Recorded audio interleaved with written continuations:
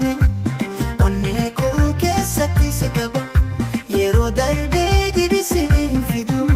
garuu si yaaduun garaa na guba yaadannoo na biraa hin badne onnee koo keessatti si qaba yeroo darbee deebisee hin fidu garuu si yaaduun garaa na guba yeroo si waliin dabarse bara gammachuu fi boqonnaa ilma namaa hunda irraa ati si yaaduun garaa na guba si haasa'uu si taphachuu gammachuun nuti waliin beekne waanumaa hunda dagachuu danda'e garuu si dagachuu hin dandeenye.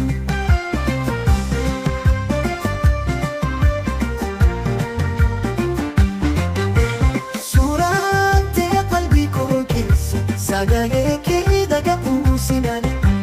guyyaa si dhiyaanu dhaga'u.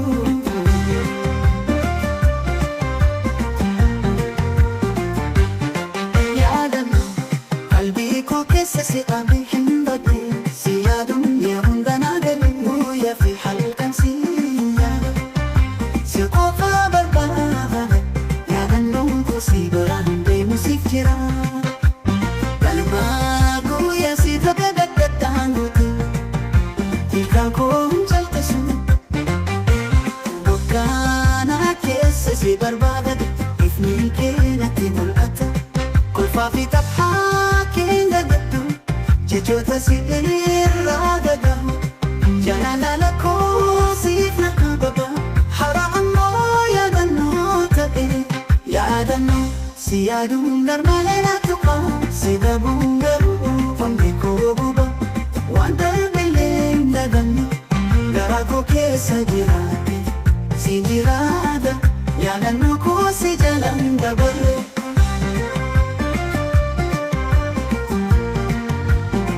Yeroo ganna yeroo boona si yaaduun garaa na ciisa jaalalli keenya hin duune si yaaduun garaan citu jireenya koo keessatti bakka bakka si dagachuu hin dandeenye si habe hamileen koo jaama.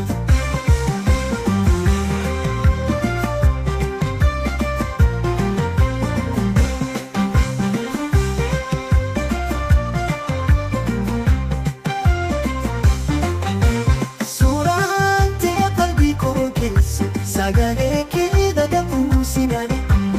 guyyaa si dhiyaanu dhaga'u yaadannoo qalbii koo keessa si qabe hin badne si yaaduun yeroo hunda na gale guyyaa fi halkan si yaada si qofa barbaada